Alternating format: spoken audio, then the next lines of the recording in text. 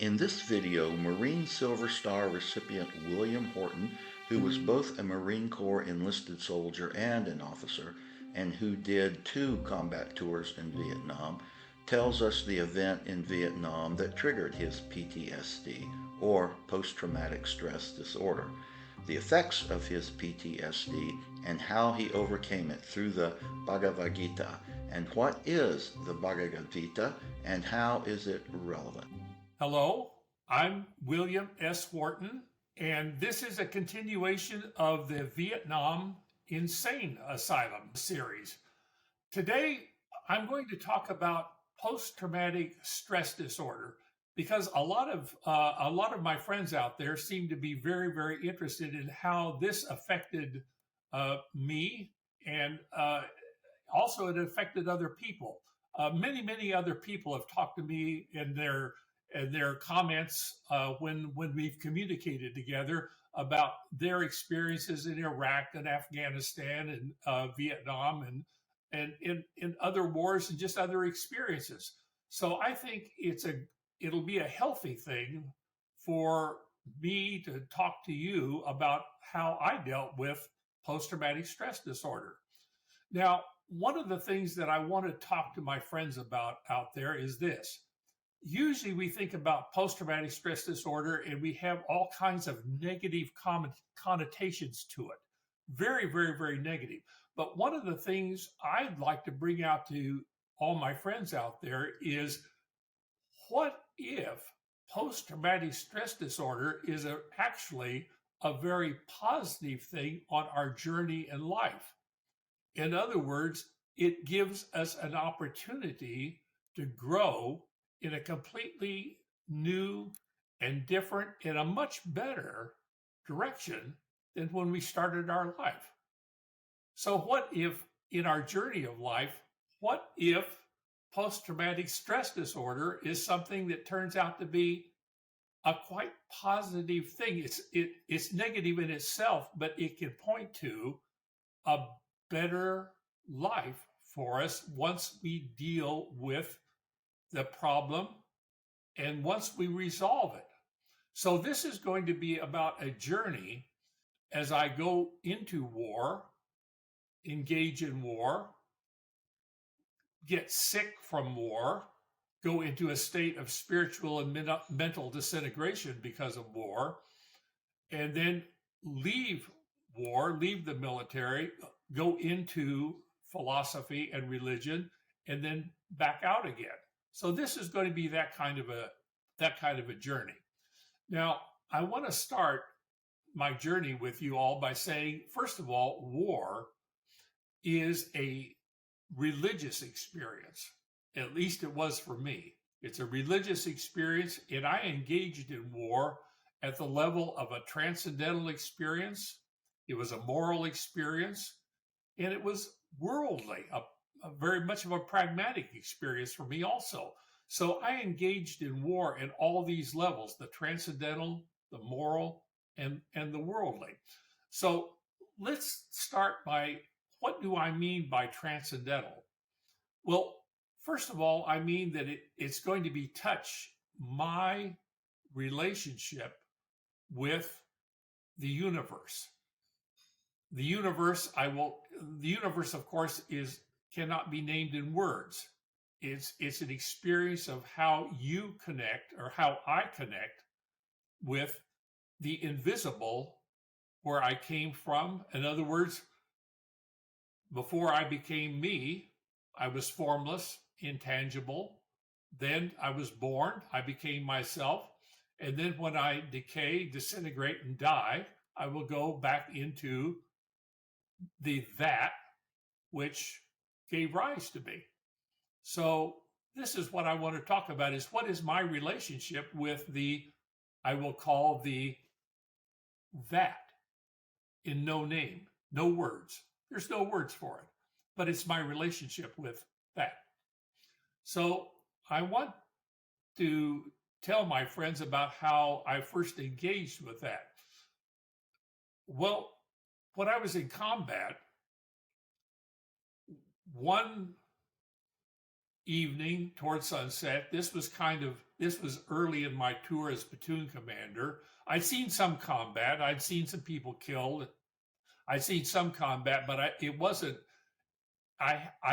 what I would call at that point a really, really experienced combat officer yet. But it was evening. We were out in rice paddies, and it was getting towards sunset, and my platoon was set up in the evening position, and I'd had my coffee, and so I decided to take a little walk outside the line.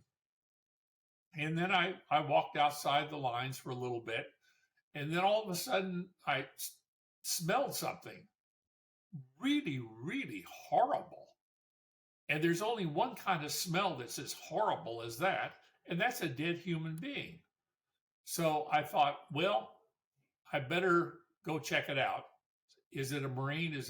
Or is it Vietnamese? And then I walked over to the area where the smell came from, and then I looked down, and there was a body of a young Vietnamese man. And I looked at his body, and he'd been cut in pieces, cut in two, basically by a machine gunner that was really, really good at his trade. And there was machine guns stitched all across his inside, or his stomach, and his insides were on the outside. And I looked down, and I saw a whole troop of red ants walking in military formation across his intestines. And then I looked down, and then I looked down and began to kind of meditate a little bit. For some reason, I just began to meditate a little bit. And I looked down there, and then all of a sudden I saw my own death. And I looked down and saw myself laying down there, it dead. And then as I looked down at myself, I began to kind of chuckle. I started laughing because I started thinking about how I entered this with the idea of glory. I was going to be getting lots of medals, promotions, and I was going to be a hero, and I was going to be a leader of Marines, and I was going to be just a star and all this other kind of stuff. And I looked at all that, and I realized as I saw my dead self down there, it was just all utter bullshit. It was just all bullshit. And as that moment came to me, I started kind of laughing at myself. And as I started kind of laughing at myself, all of a sudden things began to get a little bit more quiet.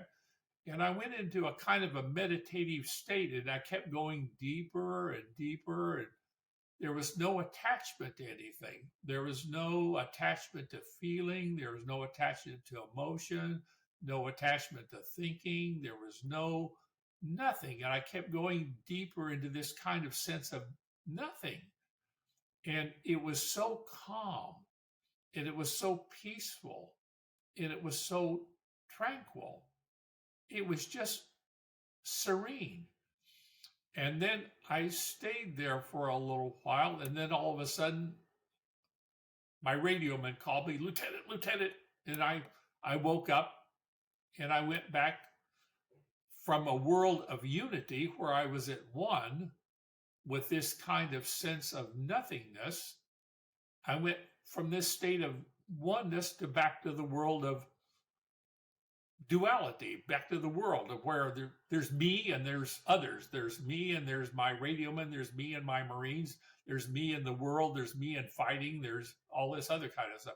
So I went from that sense of unity back into the world again. That happened to me a number of times in Vietnam. It happened to me throughout my life. Now, I have never been able to call up these states of whatever they are. I've never been able to call them up. I've never been able to consciously will myself into this kind of a state. It's just come to me. Then another different kind of spiritual experience I had was, again, when I was a platoon commander, and by this time I was a lot more experienced, but we were outside of a village, and kind of a long ways outside of a village. And then my company commander starts running across the rice paddy that separates the company headquarters from my platoon.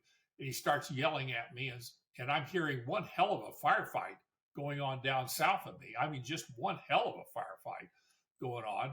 and I kind of wonder what that is. And the radio doesn't seem to be working very well. So my company commander's charging across the rice paddy, and he said, "Bill, get your platoon down there. You know, another platoon is down there, and they're getting hit real hard. They're getting hit really hard. You got to go save. You got to go after them. You got to go save them." So I start yelling at the platoon. Fortunately, at that time, I have a couple 60 millimeter mortars with me, and I've got 2 machine guns and 2 rockets. Normally, I have the machine guns and the rockets attached to my platoon. That's why the platoon is supposed to be up to around 60 people. But this case, I've got a couple mortars with me also. So I start yelling at everybody, just drop the packs and grab all the ammo you can, grab all the ammunition you can, just grab everything you can. And then we start running down there. And then by this time, we're pretty experienced, so we start organizing ourselves and we start running down. Then we run through this village, and we're watching all the villagers around, and they're doing the normal village things. And then we run through the village, and then get to a huge rice paddy, and there's farmers out there farming away. But I've got to run across this huge rice paddy. And there's a hill kind of beyond that, and then beyond the hill is where the fighting is taking place, where I've got to get to that other platoon to help them. So anyway, I start going through that village, and I run outside the village, and then all of a sudden, the voice comes to me. They're all around you. They're all around you. And I stop the platoon. Just stop the platoon dead there. And I yell at my squad leaders. They're here. They're in the village. They're all around us. And we set up a perimeter. And but I've got to get over to that platoon. So I tell my squad leader, squad leader Sergeant Ortego, I said, Sergeant Ortego, you got to go over that. You've got to go over to that hill and set up a base of fire. So he starts with his squad across the big rice paddy. And like I say, the farmers are there. He starts across the rice paddy, and then they open up on us. And I mean, they really open up on us. And of course, by this time, we're all set in, and we set up a wall of fire that you can walk across. But I'm sitting there watching my squad go across this big rice paddy, and bullets are pinging all around them. And you can see it in the water, the bullets pinging all around them. And I lift up my head 4 times behind a rice paddy dike, and I get dirt kicked in my face 4 times. I mean, they're really all around. We can't see them, but we put up a wall of fire. I'm telling my Marines, start shooting at any place where it looks like there's fire coming from, or any place that looks like somebody's hiding. So we set up a wall of fire you could walk across. And then my squad gets across. They're okay. They set up a base of fire. And then the Viet Cong just, okay, they took their shot. But so they just go away. Then we go down to the platoon, and the VC down there have stopped because we're showing up. So we get the dead and the wounded out, and everything is okay. So we go back through the village, and the farmers are still there farming in the village. That's just the way life was in Vietnam. The other people didn't want us there, but on the other hand, we didn't do anything to them either, so we were okay. But what happened is that intuition, that spontaneous intuition, I also call that religious, because it's an intuition that comes out of where, I don't know. But it was just when I got to the edge of that village, if I'd have taken my platoon into that big rice paddy and run across that rice paddy, they'd have had us cold. We would have been wiped out. And so there it was. That intuition came in, saved our lives. So I am a deep respecter of the religious aspect of combat and how we fight. Now, another thing that happened to me in war that needs to be talked about, this happened during my second tour in Vietnam. is I was a senior battalion advisor to 3rd Battalion, 2nd Regiment, 1st Armored Division. We were fighting along the DMZ, and we'd done a lot of fighting out there, that area along the demilitarized Onashau Valley, Kayshawn, places like that. So by this time I'm a very experienced combat officer. So anyway, a buddy of mine comes by the 2nd Regiment command post, old Marine friend of mine, fellow captain. He's not a combat officer. He's a rear echelon officer, but we're good friends. He's a good friend of mine. And he said, Bill, come on down with me to, we're setting up a children's, I don't know whether it was a children's hospital or a children's wing to a hospital. I can't remember right now which one it was, but anyway, it was for little kids. So I said, sure, yeah, I'll be glad to go down with you. So I went down with my friend, and we walk in, and there's about 30 or 40 babies, maybe 1-2 years old, something like that, and they're without arms, and they're without legs, and they're cut to pieces. They're blind in some cases, no eyes. And and they're all screaming, and they're screaming in terror. They're screaming in the horror of what life is for them, and they don't understand it. And I look at that, and I collapsed. I fell down to the ground, and I couldn't see because I was crying so hard. I couldn't see anything because of the tear. There were so many tears coming out of my eyes. I couldn't see, and I couldn't move because I was paralyzed. For some reason, I was paralyzed. I couldn't move. So my buddy and a couple of the nurses had to literally haul me out they had to pull me out of the room and pull me out into the open area. And then my friend stayed with me until my paralysis got over.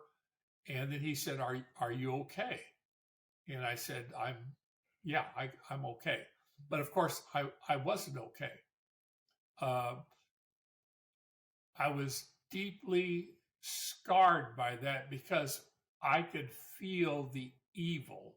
I could feel my evil of participating in that war.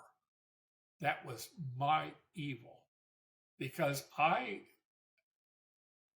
was one of those fortunate people that I love soldiering. I mean, I love the Marine Corps. I love the Army. I love soldiering. I love making helicopter assaults. I loved all the stuff that came with soldiering. And yet I knew when I was scarred by that event. I was so scarred that I realized that I could not continue being an officer in the United States Marine Corps.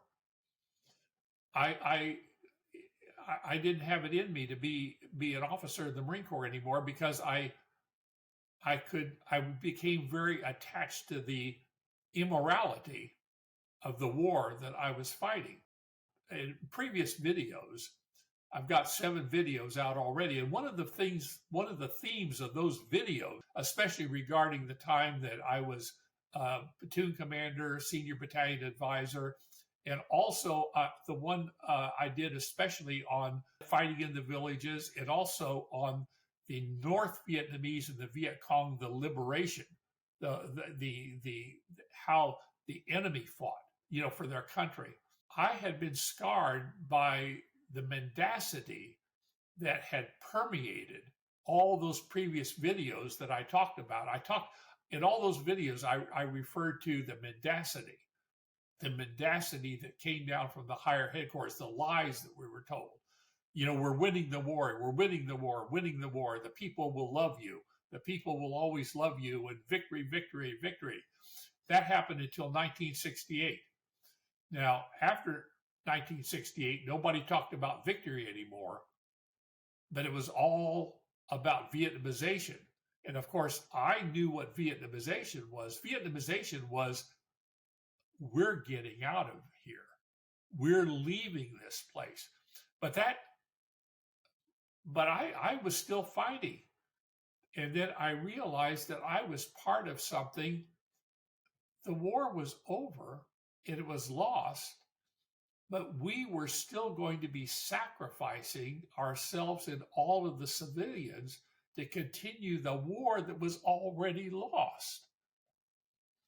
Now, that part I became very, very attached to.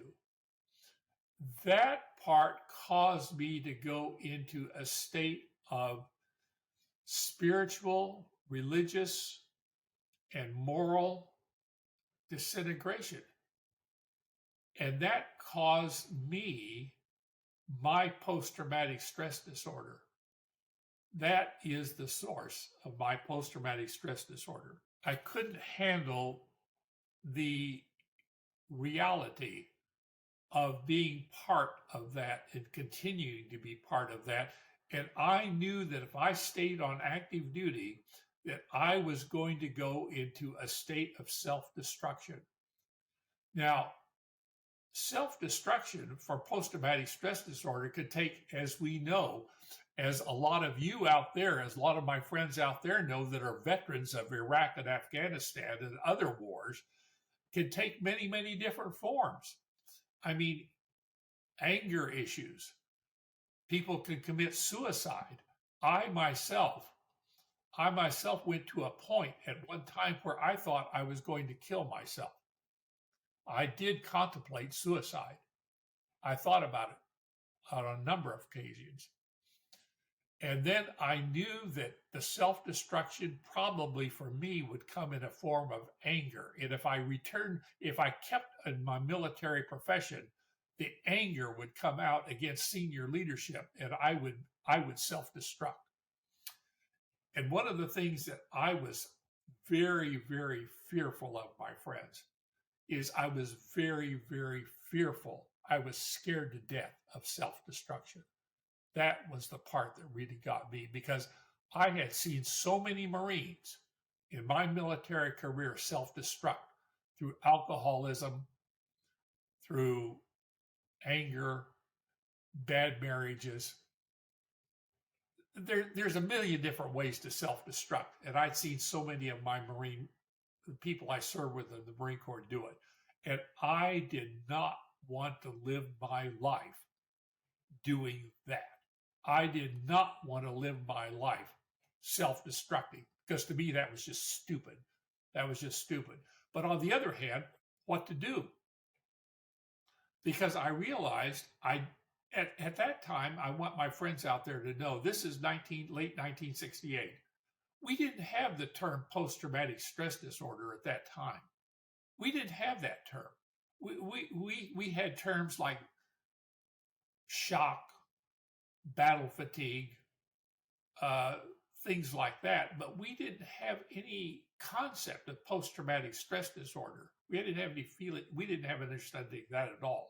So this is something that I think my friends out there need to know, is we just didn't have any concept of this. But I knew that I did not have the education and the ability to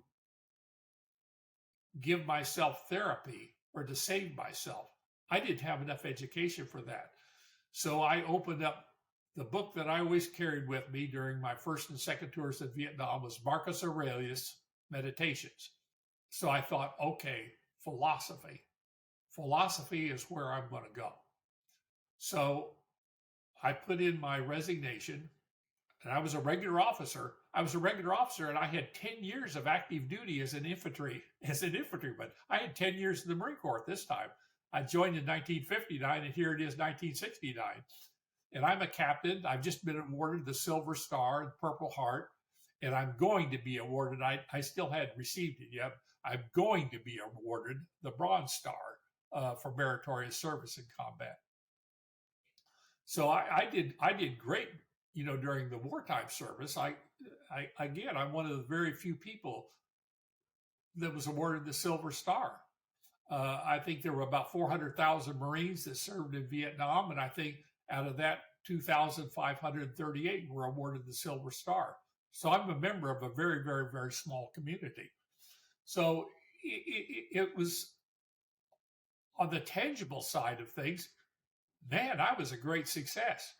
But in my own mind, I was a complete and total failure.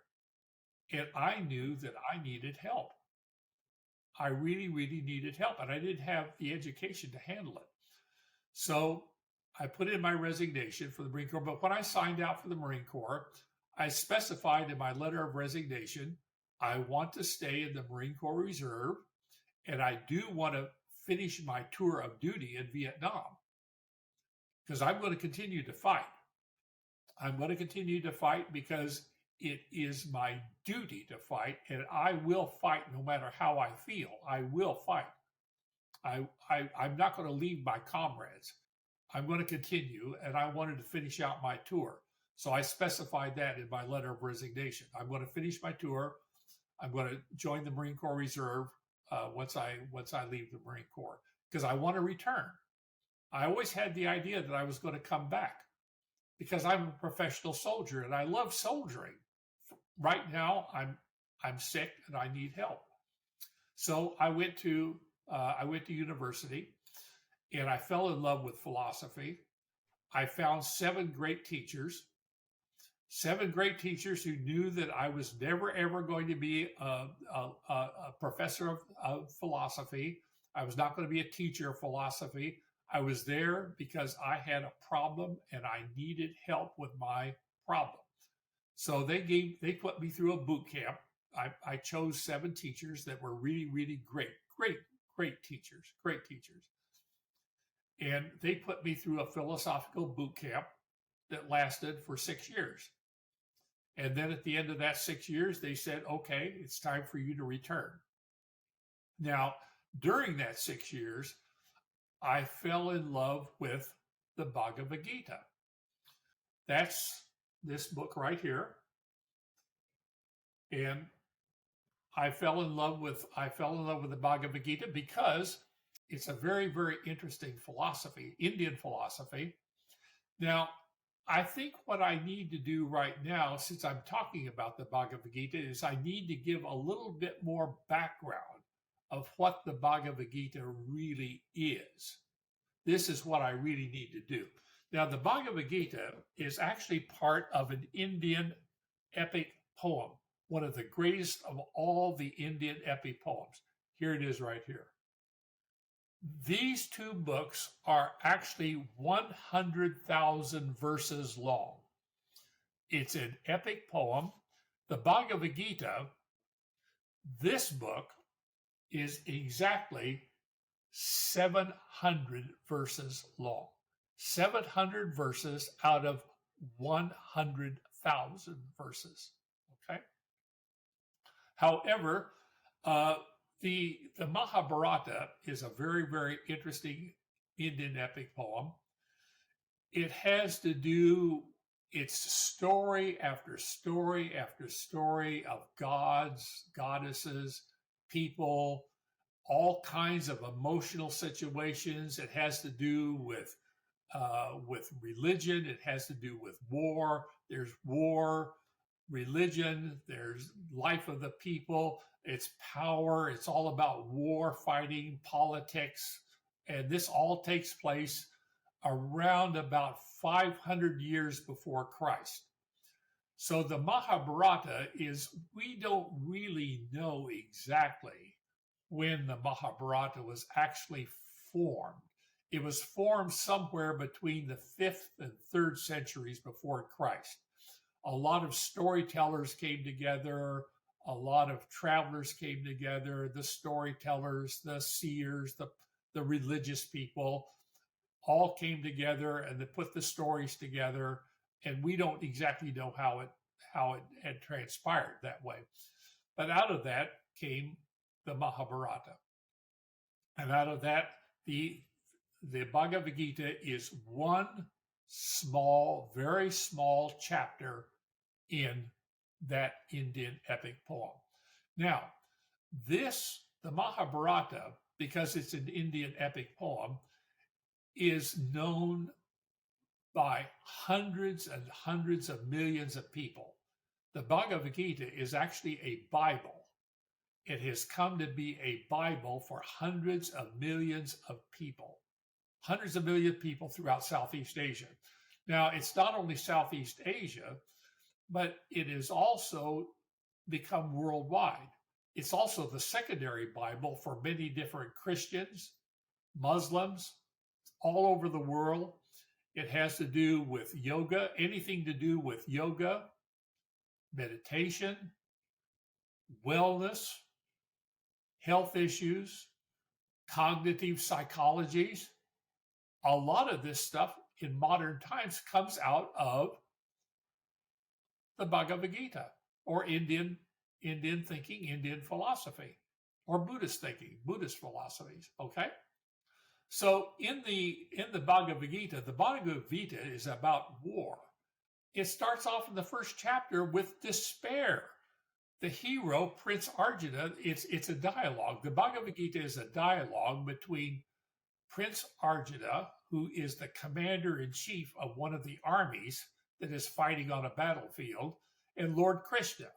Now, Lord Krishna is what we call Avatar.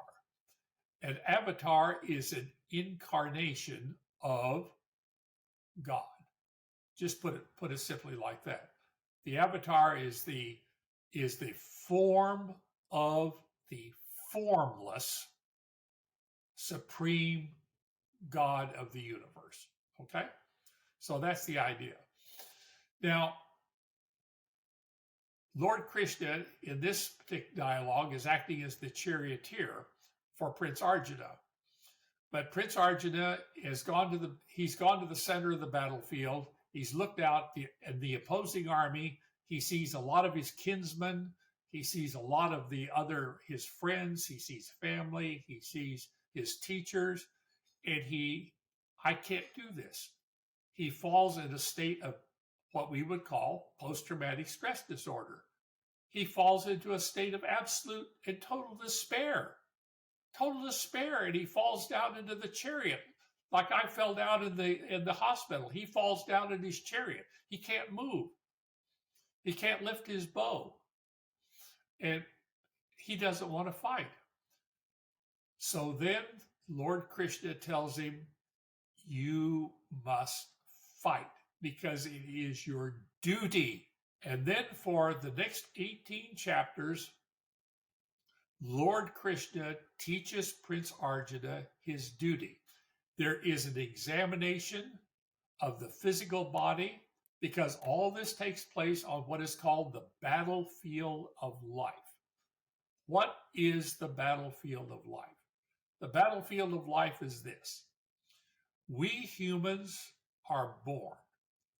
The first thing that we do, the first moment after birth, is we have a feeling of lack. We want. Usually it's mommy's breast for milk, or we want something. The second moment after birth is we have desire to fulfill the lack that we started with. And after that, we humans, we all live our lives with lack and desire to fulfill that lack. Whether it's money, whether it's power, whether it's sex, whatever it is, we're always on that track. Desire. So the battlefield of life is all about how do we extinguish desire? That's what we need to do.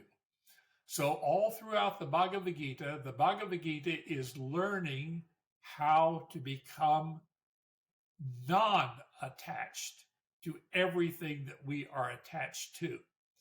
Our bodily, so there's an examination throughout the Bhagavad Gita of our emotions, of our senses, pleasure, pain, good, morality, good, bad, we live in a world of duality.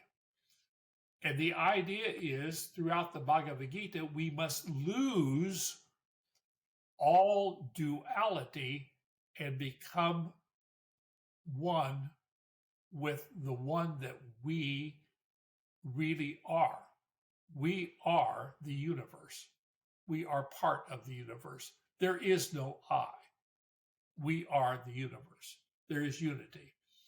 Now, I was very attracted to the Bhagavad Gita because of my religious experience. When I was looking down at that dead Vietnamese, and I went into a world in which I felt one. And it was such a realm of peace and tranquility. And there was no in. There was no inner. There was no outer. There was no object. Everything was just one. So when I saw the Bhagavad Gita, and I studied the Bhagavad Gita with my great, great teacher, Dr. Kashinath Upadhyaya. I took 7 courses in Indian philosophy from him. It all came home to me. It all came home in one way, but it still didn't stick completely. At the end of my 6 years at studying philosophy, I had received a bachelor's degree and 2 master's degrees in philosophy. It was time for me to return to the Marine Corps. And my teachers told me, okay, we've done everything we can for you intellectually. Now everything is up to you. So I went, okay, it's time for me to return to the Marine Corps. Now, returning to the Marine Corps, this now is January 1975. And for my friends out there that know history, January 1965 means that we are just about ready to lose South Vietnam, which went down the tubes in April 30th, 1975. So this is January 1975. So the military, the United States military, is engaged in something called a reduction in force. It's called RIF, reduction in force, RIF. So here I am. I want to get back on active duty, and there's this huge rift going on. Fortunately, I won't go through all the details, but I am one of the very, very few that was allowed to be returned on active duty by the Marine Corps. The Marine Corps brought me back as a staff sergeant, and I am so grateful to the Marine Corps for allowing me to come back on active duty as a staff sergeant. I will always, always be grateful to the Marine Corps for doing that for me. Because here is a time when thousands and thousands of officers and non-commissioned officers are getting kicked out because there's no more war anymore, because we've lost. And I was allowed to come back on active duty as a staff sergeant. Very grateful for that. Now, I went on to have another great 10 years in the Marine Corps, a great 10 years in the Marine Corps. I became fluent in a number of languages. I went to the American Embassy, worked for the Department of Defense. As a matter of fact, I got another very important medal from the Department of Defense called the Department of Defense Meritorious Service Medal, which is a very high honor for my rank. I was a gunnery sergeant when I got it. And so I had a great time. And while I was in Bangkok, I met this beautiful, beautiful woman that I married, Chinese. And I had another spontaneous intuition when I met my wife. So I'll tell my friends out there about another religious experience I had when I met my wife. I was studying Chinese with a Malaysian gentleman who is an expert in 7 dialects of Chinese. So I was studying Chinese with him, and he took me to his office one day, and I saw this beautiful Chinese lady there, And she had the most beautiful, intelligent eyes of any woman I'd ever seen in my life.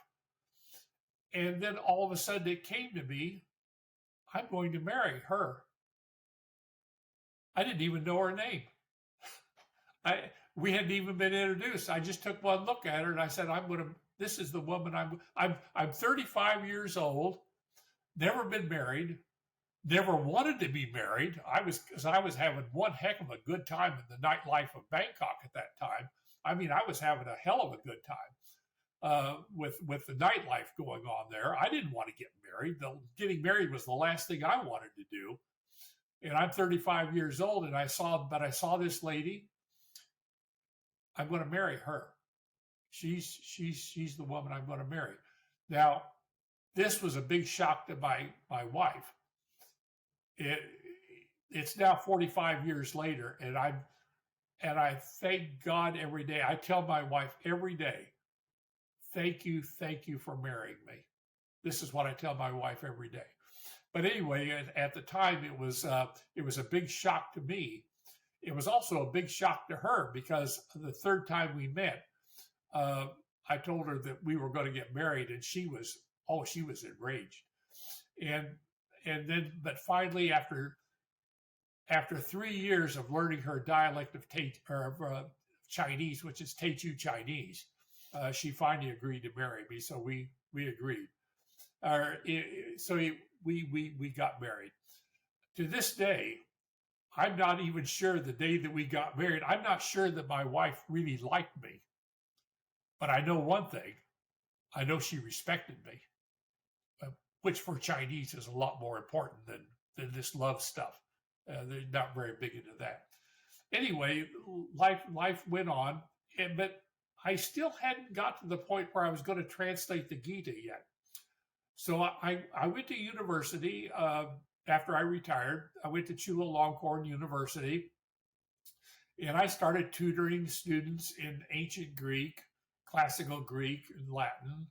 And then I started studying again, and I worked with another teacher, spent 14 years translating a Japanese book, Japanese Zen Buddhist book into English. And I spent 30 years translating Thai Buddhist texts into English. And so it was all of a sudden I'm 58 years old. And then I had this dream. I still had some remnants of post-traumatic stress disorder. I still had some remnants, not a lot, but it was still there. And so I decided, my teacher, Dr. Kashinath Upadhyaya, one time when I was visiting him, he said, one day you are going to meet a master and you are going to translate the Bhagavad Gita. And I thought about that. I'm 58 years old, and now maybe I won't live long enough to translate, because I knew translating the Bhagavad Gita. Sanskrit is a very, very difficult language. Very, very difficult. The grammar of Sanskrit is just hell. It's just pure hell. So anyway, I knew it would take between 20 and 30 years to translate the Bhagavad Gita. And I wasn't sure I was going to live that long, but I decided, okay, I'm going to do it. So I found a great teacher. My great teacher is this lady right here, Assistant Professor Tassanee Sinsakul. She is one of the truly great teachers in Thailand. She is a great teacher of Pali, Sanskrit, and Thai at Chulalongkorn University.